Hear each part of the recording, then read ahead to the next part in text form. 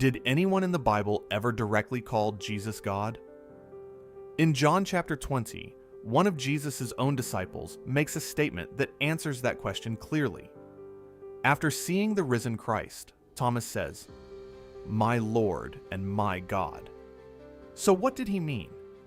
And why didn't Jesus correct him? To understand this moment, we need to look at the context. John 20:28 says, "And Thomas said to him, 'My Lord and my God.'" This is one of the clearest declarations about Jesus anywhere in the New Testament. Thomas is not speaking generally. He is speaking directly to Jesus, "My Lord and my God." Before this encounter, Thomas had openly doubted the resurrection. He said in John 20:25, "Unless I see the nail marks in his hands and put my finger where the nails were, and put my hand into his side, I will not believe." Thomas was not expecting Jesus to rise from the dead. He was not prepared to worship him. But when Jesus appeared to him alive, everything changed. Jesus showed him the wounds, and Thomas responded with a confession of faith, "My Lord and my God." This was not exaggeration, it was recognition. Thomas's words are both personal and theological. They are personal because he says, "My Lord, my God." He is not making a general statement about God. He is responding directly to Jesus.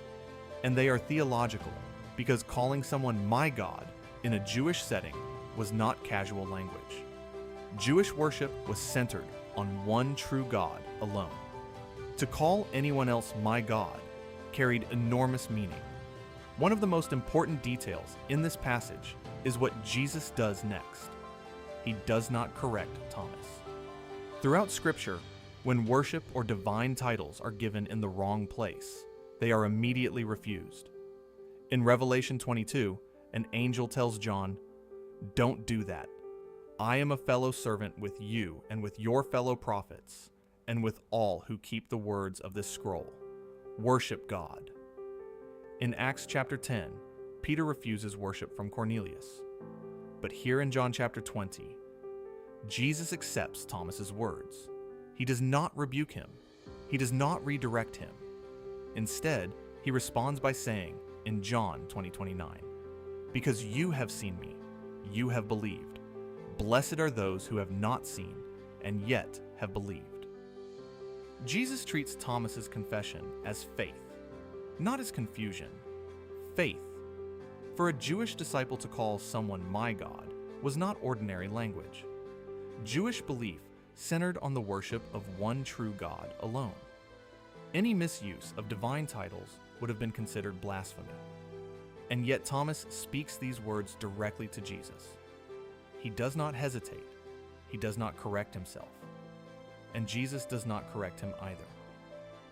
This tells us something important about how the earliest disciples understood who Jesus was. Thomas's declaration comes after the resurrection. That matters. Before this moment, Thomas had said, "I will not believe." But when he saw the risen Christ, his doubt was replaced with certainty. The resurrection confirmed everything Jesus had been claiming about himself. It demonstrated his authority over death, and it transformed Thomas from a skeptic into a witness. Thomas does not speak in vague terms. He does not say, "a Lord" or "a God." He says, "My Lord and my God." Both titles are directed personally to Jesus. This is one of the clearest confessions of Jesus' identity anywhere in the New Testament. This confession is not placed here by accident.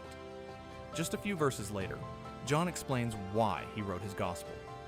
"But these are written that you may believe that Jesus is the Messiah, the Son of God, and that by believing you may have life in his name." Thomas's confession comes right before that statement. It serves as the climax of the entire Gospel of John. John records this moment so that readers would understand who Jesus truly is. Thomas's words are not poetry. They are not exaggeration, and they are not confusion. They are a direct response to the risen Christ. For anyone asking whether the Bible ever calls Jesus God, John 20:28 gives a clear answer. Thomas saw him. Thomas believed him, and Thomas said, "My Lord and my God."